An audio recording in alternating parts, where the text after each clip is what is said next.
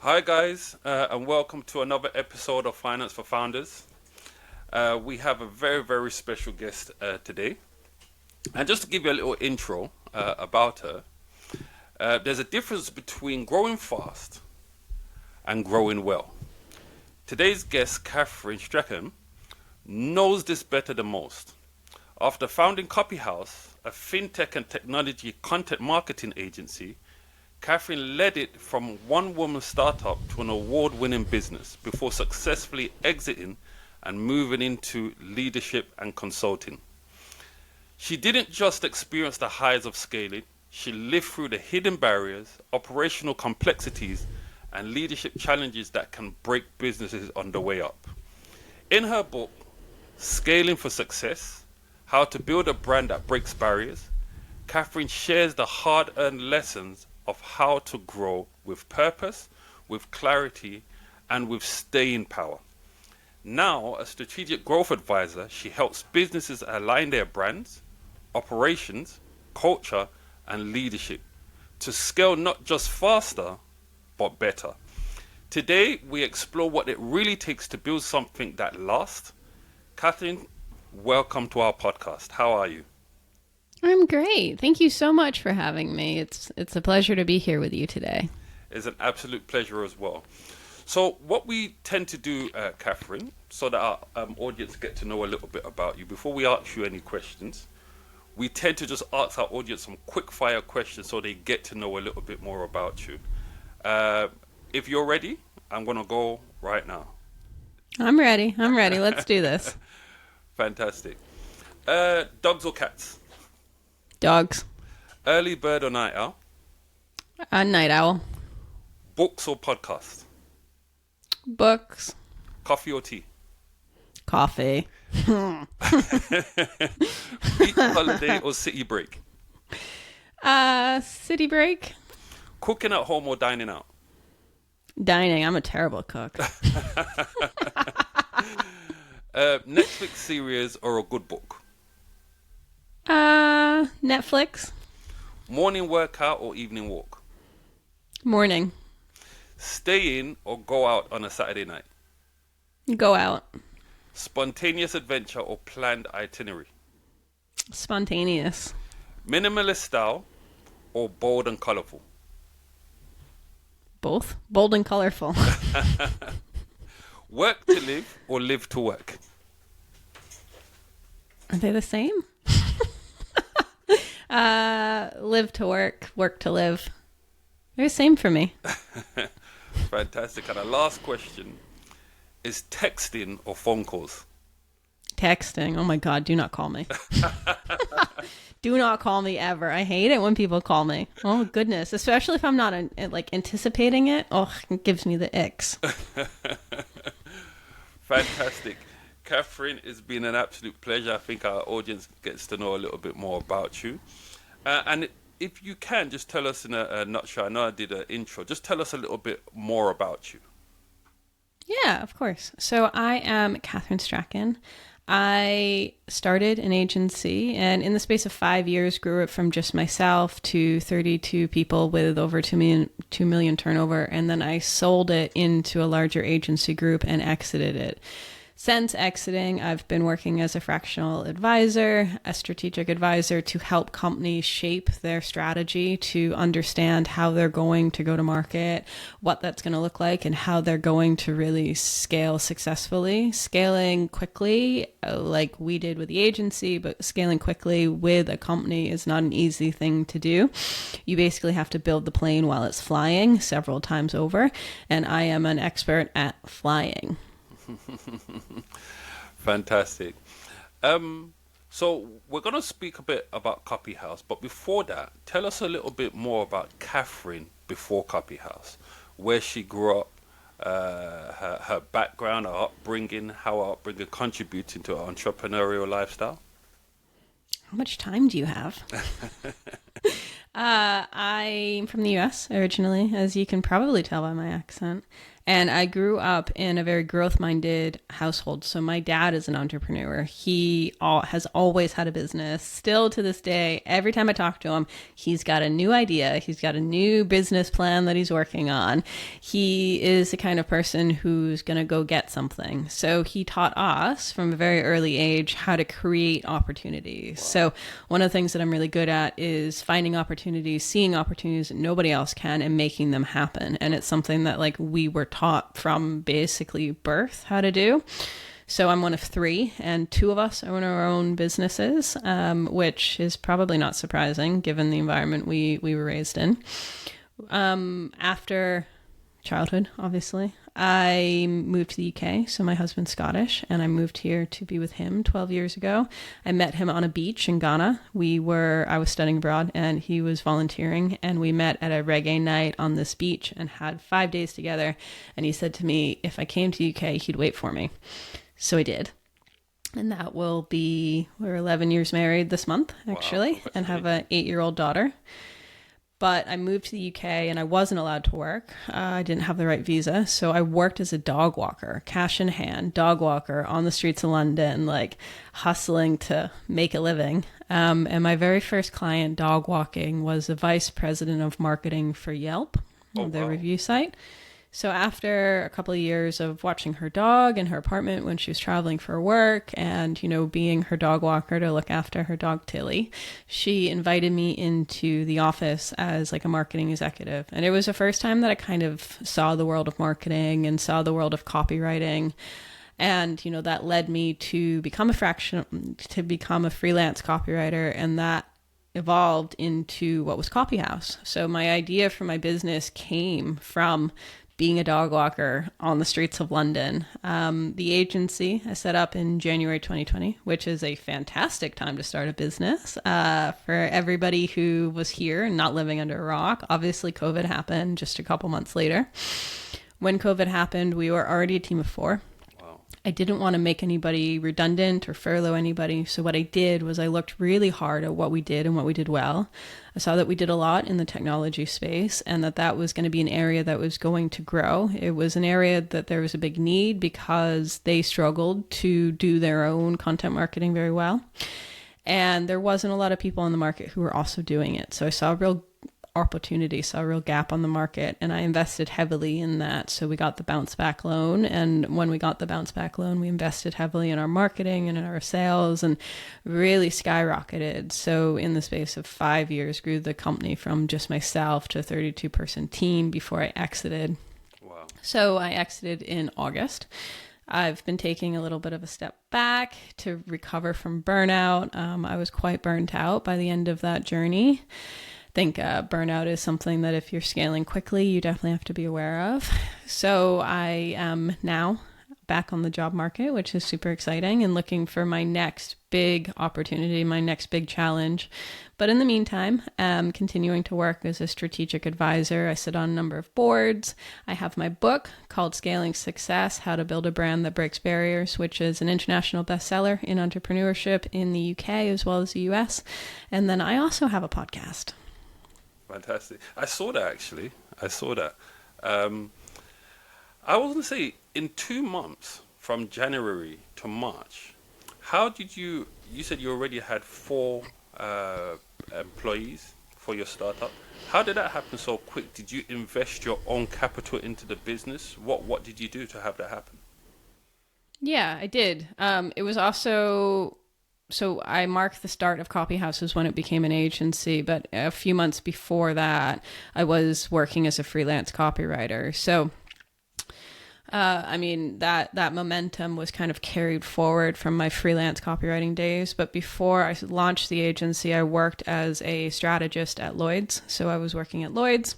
Scottish Widows, their pension arm, and making a day rate as a contractor. So I saved that day rate as a nest egg and then used that nest egg to launch the company.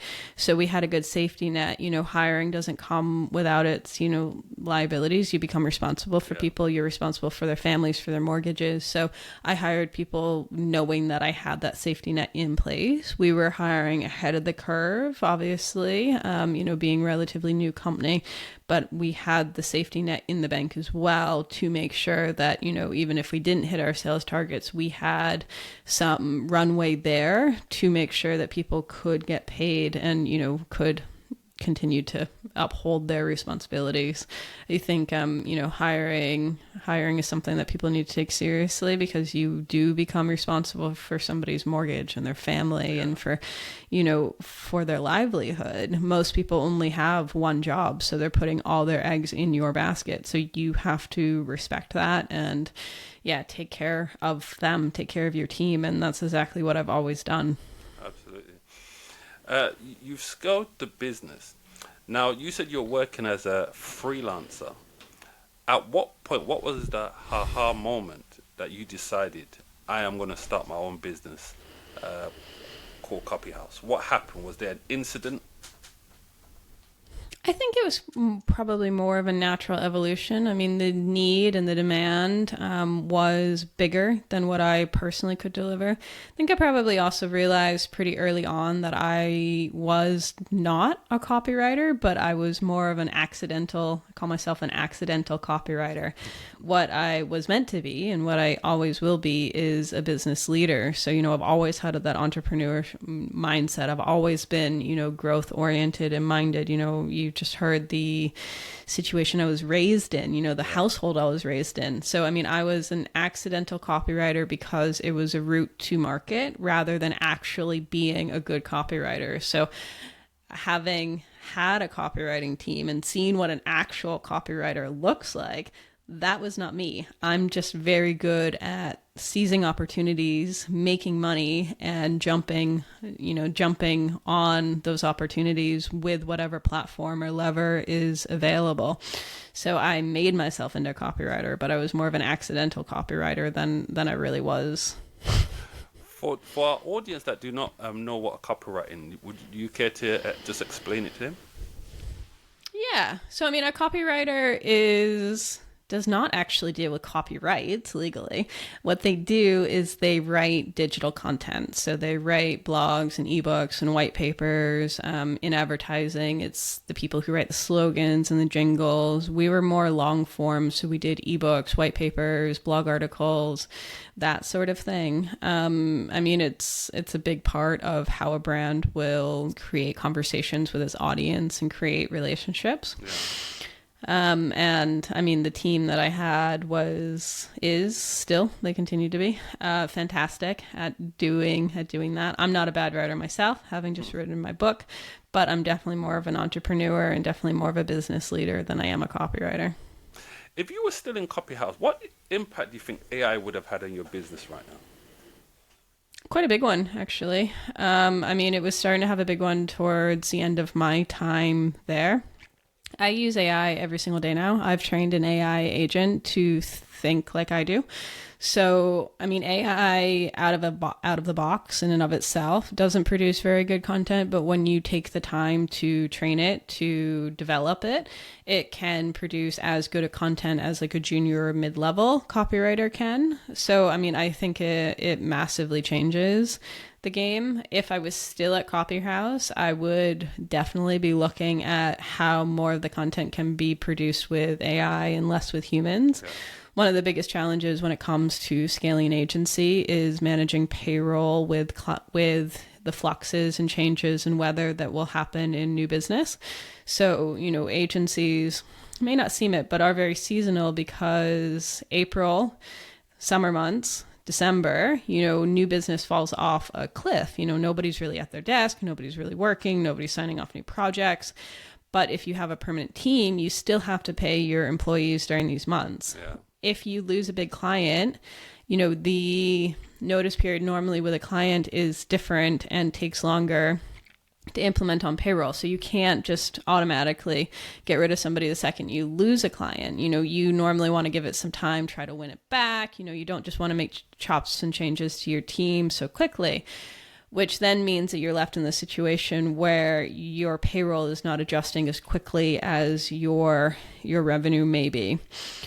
If you use AI, you can then overcome that, because AI can obviously be turned on, turned off, much more quickly than a human full-time employee can be. But AI shouldn't just be used in its pure form either. So AI is really about giving it a high quality brief. If you give it a high quality brief, it gives you better output, but you still need to go over that output. You still need to make sure that the facts are right, that it's saying the right things, that it's being presented in the right way. Yeah. So, how I've trained my AI is the same way that I've trained, more junior employees, giving it lots of feedback, reminding it of things that I said earlier, all of these things. And as a result, I can produce pretty good content with it. And I use it most days, whether it's to write an email or to update my CV since I'm looking for a new role or, any of these things. It is massively helpful and it saves quite a lot of time. But it's not just using AI, it's giving it the right brief, getting a result, an output from it, and then having a human who knows what it should look like, who knows what it should be, refine it, tweak it, review it, give it feedback, do it again. Very rarely does AI give me the best result on the first try. Normally, it's a little bit of toing and froing to get that ideal result, but you can get really good results from it. So if I was still at Copyhouse today, I would be looking really closely at how we can integrate that. Can we, reduce the time required on a project by integrating AI for some of those more manual uplifts? Can it create the outline and the human copywriter produce, the final result? How can we use AI so that we can streamline some of these things? Even something as simple as so our account managers, we had a whole client service team, and our account managers used to manually write notes from their calls and create a meeting summary for the client to say, we agreed this and this is going to be delivered then and these sorts of things. Well, AI, Otter AI these days does a very good job of doing that. So, even if it's something as simple as that, that can massively save time, which then saves money. So, if I was leading Copyhouse or any agency or consultancy or any company today, I would really be pausing my hiring to determine how I was going to use AI and make sure that I was using AI to the best and the full of its abilities before I increase my headcount. I love that. You just a sidetrack. On a side note, you keep making mention of my next role while I'm waiting for my next role. As an entrepreneur, are you intending to go back to work, or you're thinking of new business ideas? No, my next move is going to be working for somebody else. I've done the hustle. I've done, the back-breaking sweat of growing your own company. And at this point in my life and this point in my career, I don't want to own my own company right now. I want to work for somebody else, obviously, ideally somebody who already has the traction behind them, who, is ready for a senior appointment like myself in a CEO or managing director role. But I have done that, and I've done it to my marriage, which did not work well. Yeah. It took 1.5 years of marriage therapy to save my marriage after Copyhouse. So I am not interested in doing that again to my husband or my daughter, but I am definitely interested in continuing to be ambitious and continuing to push my career. But I don't need to do that as the owner of a company. I can do that as a senior leader and, executive leader within an organization. Fantastic. I love that. What was your strategy for marketing, if you don't mind me asking? So in these first few months, you started the business, you were ambitious, you knew it could work based on your experience of working as a freelancer before that. What was your marketing strategy to get? Because I know that you actually work with some of the largest companies, right? What was your strategy? Yeah. So, when COVID happened, we got the bounce back loan, and we used the bounce back loan to invest in marketing. So I hired a marketing manager maybe as a 5th hire, which is very early. Most agencies don't hire a full-time marketing manager until much later on down the road. But marketing's one of the biggest growth levers you can pull. Increasing brand awareness takes time. So the sooner you can do it, the better. but it massively allows you to punch above your weight. I mean, people buy what they know, what they trust. How do you become known and trusted? The only way you do that is with marketing. So I quite often see companies and work with companies now who, have neglected their marketing, who don't pay any attention to it, who, are therefore struggling as a result. So one of the smartest things we did was to invest really heavily in our marketing, and well before it was, proper or normal time to do so. So we brought in a full-time marketing manager, and that allowed us to start building the brand from basically day one, and, massively punch above our weight as a result. Also having a really clear market positioning. So quite a lot of brands, especially in the early days, will try to be everything for everyone all at once. Yeah. What we did when the pandemic hit was we really clarified what it was we did and who we did it for. So we were a content marketing agency that specialized in technology and financial services. That's it. That was exactly what we did. So that then allowed, us to really get in with the bigger brands, for people to know what we did and recommend us to their friends, to create this momentum. I think one of the biggest mistakes you can make is trying to work with everybody all of the time, all at once, because then nobody knows what to do with you. They don't know who they should introduce you to. They don't know what kind of opportunities they should think of you for, and they very quickly forget you. I mean, we have to make thousands and thousands and thousands of decisions every single day. If you are saying something to somebody that they can't quickly compartmentalize or categorize or store in their brain, you're going to be forgotten pretty quickly. So having that really clear market positioning allowed us to get in with these bigger brands because, they were specifically looking for somebody who could help them. And when they were looking at all their options, we were the only ones that were very clear and very intentional on being able to help them. Otherwise, they're looking at a full service digital marketing agency that works across industries. Why would Meta want to work with somebody like that? I mean, what's the advantage there?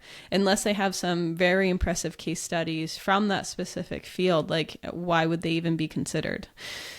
So having that really clear proposition, having that really clear positioning statement, and then investing in our marketing massively allowed us to skyrocket. So, I mean, during the pandemic, everybody stopped their marketing. I don't know if you remember, but everybody stopped marketing. Yeah. They were cutting budgets, they were making redundancies, they were really battening down for the storm. But it gave us an opportunity, because if everybody else isn't doing something and you do it, you have the opportunity to get ahead of them. Yeah. It's like if you're running a race and everybody in the race has stopped running. You should probably keep running, because you're going to reach that finish line before everybody else who froze. Yeah. In scaling success, you talk about the barriers that break business as they grow. Looking back at your own journey, what barriers almost broke you? A lot. I think one of the biggest is shifting your mindset, and going from being the doer to being, a strategic leader. If you are the leader of a company, you're the only one who can really see the vision. You're the only one who can really see where the company's going most of the time. Everybody who's very much in the weeds, they're far too much in the granular to be able to see the big picture, to be able to see the big vision. So your job as a company leader is to see that vision, define it, capture it, and communicate it. You need to bring the team with you. So, I mean, we had to reinvent processes and systems and organizational structures several times over on that journey. But it's a lot easier to do all of that if you know where you're going, what direction you're headed in. So I think one of the biggest challenges is constantly being able to see that vision and being able to communicate it to people who maybe don't. And also, being able to go from doing the doing to seeing the vision and, leading on the vision. When you scale an agency, you have naturally done every single part in the agency at some point in time. But, if you get stuck in that, so if you get stuck in being the copywriter or even being, the account manager, you can't grow. I think the biggest blocker for a lot of companies as they grow is probably the founder or CEO themselves. That's who's holding back the company growth, not the employees or not the clients. It's you. You're your own worst enemy most of the time. So being able to see that and check yourself and, being able to teach, empower, and lead others is, definitely something that I had to learn along the way, and didn't always get right, for sure, but was ultimately key to our growth, was being able to lead and empower and create a team, because you cannot do it all on your own. Absolutely. I think it reminds me, what you've just said reminds me of the statement on not working in your business, but working on your business. Quite a very common statement. One thing that stood out in your writing is that operational complexity is not just external competition. Often derails growing companies. Why do founders often miss this danger? I think you're quite often too close to the trees to see the woods. So you often need to step back and to really think about this strategically. I think having other people's voices as well. So I was really fortunate throughout this process to have a strong senior leadership team,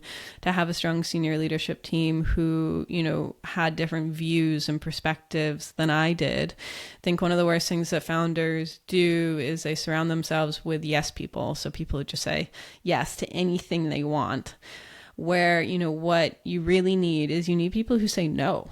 You need people who say, no, I don't think that's the way to do it. We should do it this way. And, often the best answer is somewhere in the middle. Yeah. So you need these perspectives, you need different views and voices, and you need diversity in the room as well. I mean, our senior leadership team had men, women, people of different backgrounds, had different age gaps even. One of my senior leaders was 20 years older than me. So, I mean, having this kind of perspective in the room allows you to get the best breadth of the perspective and then to be able to find the answer. I mean, often it's not one person who holds an answer. Even as, the CEO or company leader, you don't hold the answer, but it's somewhere in the middle. There's a, really sweet golden area where you can kind of all see elements of it, but nobody has a full picture. It's like putting together a puzzle. I've got a puzzle piece, you've got a puzzle piece, the head of operations has a puzzle piece, and you have to put them together to make the whole. But you often can't see it just with that one piece. Who were your first 5 hires? Who were the, because it would tell me what you valued or what you felt was important to the growth of your business, or what were the roles of your first 5 hires? So we've identified the marketing. Yeah. So I hired a copywriter because I knew from day one that I was an accidental copywriter. So I brought on a copywriter who I could really train and develop and invest in. He was quite a junior hire because, I do enjoy nurturing talent. But as Copyhouse grew, we moved away from hiring junior copywriters and hired more mid and senior because we needed them to hit the ground running. We were growing so quickly that we didn't necessarily have the time or the structure or the systems to nurture very junior talent. So hired a junior copywriter, hired a account manager who could, really make sure that we had good client experiences. Then hired a project manager who grew into our head of operations, who led the company with me throughout the journey. He's still there today, actually. When they bought the company, he went with them. Which helped us to build all the systems, all the processes, all everything, and was such an essential person for the journey. And then we hired a marketing manager who could help us to elevate the brand. And then I think we probably continued to invest in the content team because we needed the creatives to be able to deliver on the project. So I think the 5th hire was probably another copywriter. Though I'm struggling to remember who exactly that 5th hire was. That's fantastic. When you scaled, this is, did you feel the need, or did you ever offer shares to some of your employees, especially the early hires? No, but I considered it seriously for a long time. Considered providing shares for them. It's quite difficult to do as an agency. It's easy. I think it's easier, or product companies are more set up for it because they rely on investment. So because they are taking external investment most of the time, they're already set up in a structure that allows them to give shares. Yeah. You know, when an investor, when a VC invests in the company, normally they get they get shares, they get equity. So it's easier. They already have that system, that structure in place. It's much harder to do with an agency, especially before it's sold, because you don't necessarily naturally have that in there, and you need to have the agency valued in order to create the shares. So it was something that I had considered, but was not something that was like easy to implement early on. And as we grew towards exit, then we did give shares for the senior leaders, but that was in the later part of the process. You mentioned the importance of scaling and aligning, whilst growing, aligning it with your branding, with your operations, and with your culture, right? And basically not treating them separately. How did you manage to do that? And what was your advice for an up-and-coming entrepreneur now?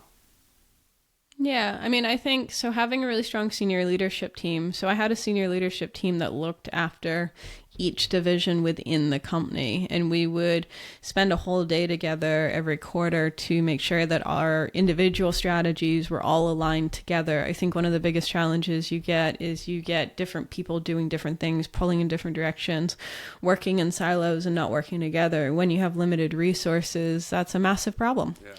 You know, you need everybody on the same page. You need them all headed in the same direction. So having a strong leader, this is quite often, a problem that comes from the top down. If you are finding that everybody is in 7-10 different directions, it's often probably a problem with yourself, because it's your job to keep everybody on the same page. It's your job to keep everybody together, to remind them of the journey that they're going on, and, to empower them to create their own strategies within that framework, but you need to keep them on the same page. So we would spend quite a lot of time talking and having these good conversations and having debates and working together to build the strategies. So nobody was ever really building their strategy in isolation, but taking feedback and insights from other players on the field, from other leaders in the departments to create strategies, and then, presenting these strategies to the team. So, I mean, the whole team knew where we're going, what it looked like.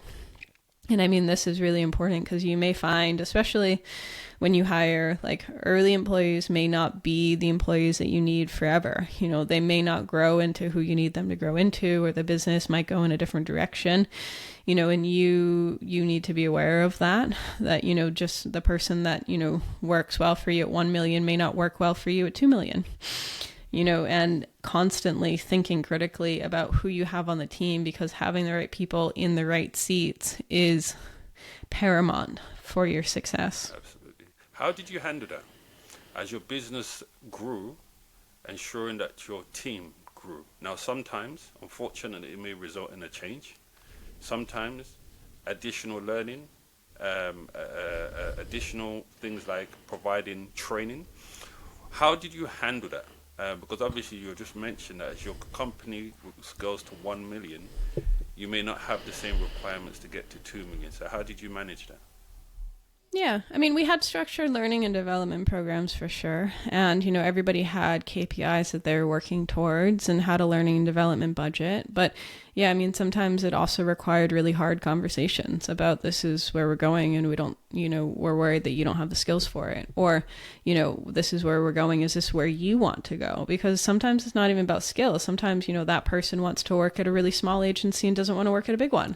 Like, it's about conversations and communication and, having that clear vision and, not being afraid to make the calls either. I mean, we've had periods where we had to make redundancies and we had to cut people from the team, or, periods where we had to let people go because, they weren't meeting their KPIs. They weren't fulfilling what we needed them to. And, at the end of the day, your job as a business leader is to look after the greater good of the business. It's your job to make sure it's going to be here in 5 years from now. So individual loyalty, like, while I love love people and, felt really attached to the team. Individual loyalty is not where it's at. Where it's at is making sure that your business is going to be there in 5-10 years and that you have everybody on the team that you need to. So sometimes you've had to have really hard conversations. You've had to make really tough decisions. But, I've always tried to handle that with humility and grace. So, even people who we maybe needed to move out of the team or that didn't make it, continued to root for and support. When the agency was sold, obviously, as what's common with most mergers and acquisitions, not everybody who was on the team at that time got offered a new position in the new company. But I spent the next, 3 to 4 months making sure that they found new homes and found new roles and used my network to do so. So, I didn't turn my back on them just because, the buyer didn't decided to cut their position, even though, it was not technically really my problem anymore. I never want to turn my back on anybody. So, your job as a leader is to look after the business, but, as an individual, you can also look after the individuals. You can also do your part to, leverage the skills and the networks and, the opportunities that you're hearing about to make sure that people can find their next home, because you are responsible for them as well. So it's, operating on the higher level as well as, the more detail level. Tell us about the moment you got the news to be acquired, for your company to be acquired, Copyhouse. Did you go searching for it? I know you've mentioned at the time there was some strain maybe on your marriage. Did you go searching for it? Or did you receive a call and an offer for your company? How did the whole deal come about? Yeah, so I always knew that I'd eventually exit. So I've always was having conversations with people who I thought might be potential good buyers and building a network and, kind of working towards that goal. So it wasn't really something that came out of the blue, but was more of an evolution of previous conversations that had been had. So, it wasn't like a big aha moment. It was more of okay, yeah, this is the right time. There's some things perhaps going on personally that, I'd need to pay attention to at the moment. And, I'm maybe a bit done and sick of running this agency. So I'd be really happy if somebody took it off my hands. And then, increasing those conversations and, letting people know that that was a move that I was looking to make and, bringing the senior leadership team alongside that as well. A lot of people, when they sell and exit, we'll try to keep things from the senior leadership team, but I have always been really big on transparency and open conversation, especially with them. So made sure that they were, clued into what was going to happen and that, the head of ops was prepared and ready to take it. So normally what happens with an agency is you have to do like a managed buyout where you continue to stay. I took a worse deal so that I could leave sooner and handed it over to the head of ops, who I had always, I don't want to say groom, that's a bad word, but had always worked alongside to make sure that he would be ready to step into that leadership position when the time came. So was able to hand over to him so that I didn't have to stay and that I could leave. And yeah, it was a really good move for me and a good move for them. And I hope they're doing well. Are you able to reveal how much you exited for? No. It's worth a try. My next question is this. You now said growth isn't always good, right? And in your experience, what are the signs of companies scaling too fast? Yeah, high turnover is a pretty big one normally. When you scale really quickly, it can be easy to forget about people and culture. And we definitely had periods where we had, a higher turnover than we really should have, and we needed to course correct then. So yeah, high turnover is normally a good sign of that your team is getting burnt out, that you're maybe not hiring quick enough to make sure that, you have enough resources and enough people on the team to be able to deliver what you need to deliver. Project delays or not producing high quality work can also be another one.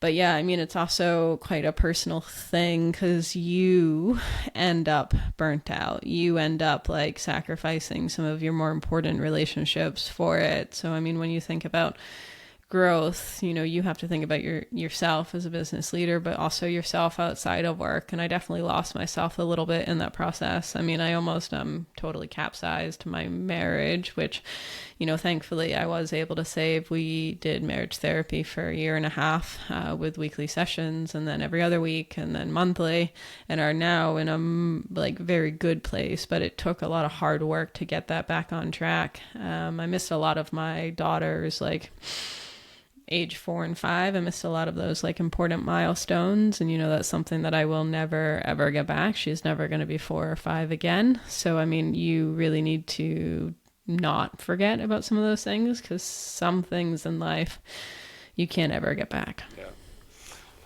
Yeah. When you sat down to write the book, Scaling Success, what is the one message that you would have liked your readers to take from your book?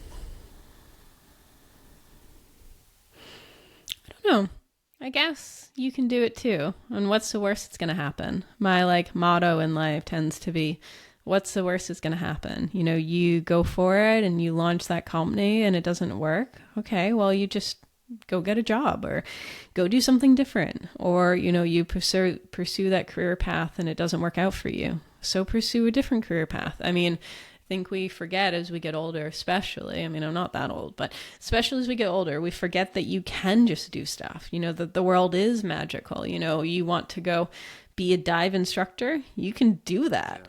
You can just do things. So, I mean, I think my life and my career has really been lived by that motto. I mean, moving to the UK, what's the worst that's going to happen? Okay, I need to go home to the US. I'm sure my parents will buy me a plane ticket. It's not going to be that bad. And, it totally transformed my life. Or what's the worst that's going to happen launching that agency? Okay, maybe I need to go back and work at Lloyd's again. Okay, well, that's not going to be too terrible.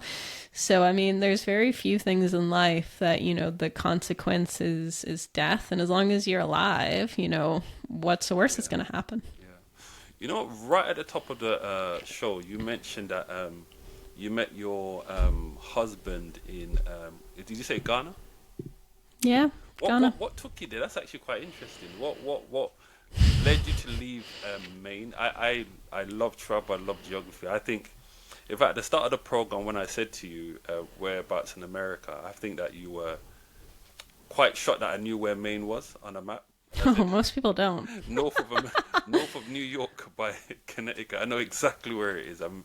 I do like my geography. What took you from Maine to Ghana?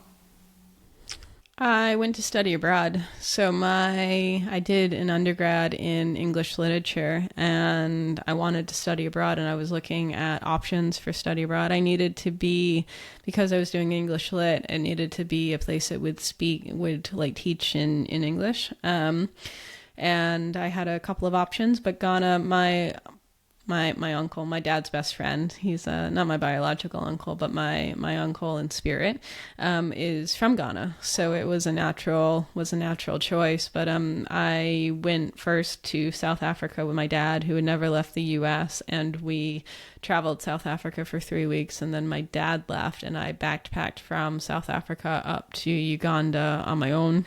Wow. And then flew over from Uganda to Ghana and studied abroad in Ghana for 4 months. And met my husband there on a beach and went directly to the UK, did not come home. And the rest is history. And you loved your 4 months, right? Your months in Africa, you enjoyed it? Yeah, I signed up for a dance class, and the only dance class that could fit in my schedule was a graduate level master dance class. So I was the only Bruni, which is another word for white girl, in the class. And they loved me, and I could not dance as well as them, but I definitely tried. That's amazing. I love that.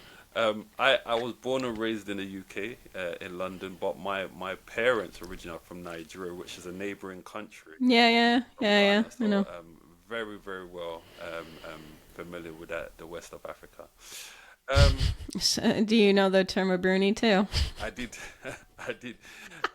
Yeah, I still make endeme sometimes at home. I have a few Ghanaian friends.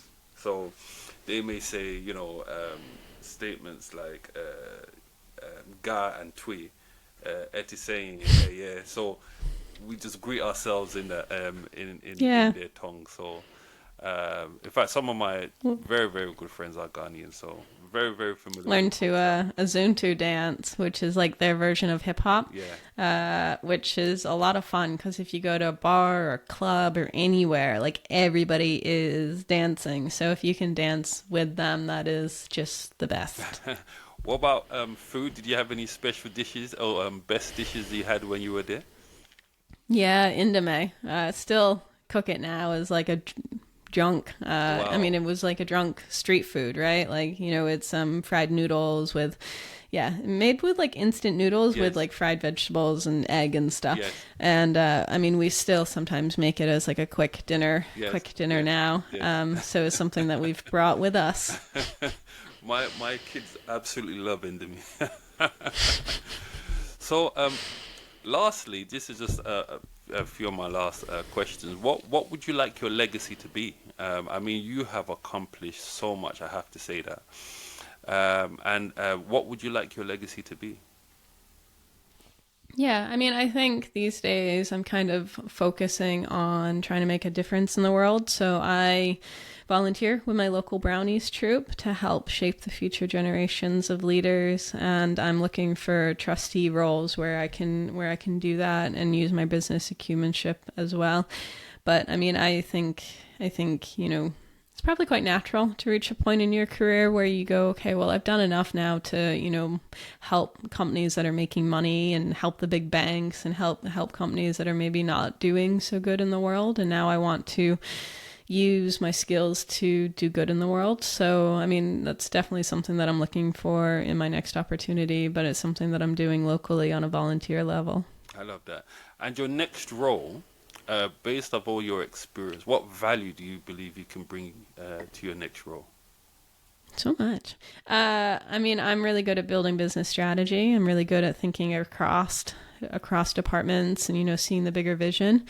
And I'm also really good at international expansion. So most of the roles have an international lean to them because I'm obviously from the US, but I live in the UK. I've been here 12 years. I know both markets like the back of my hand, but I've also led international expansion markets into most of the world, into EMEA especially. But yeah, there's not a place that I haven't traveled. I've been in 94 countries now, so I know the world pretty well.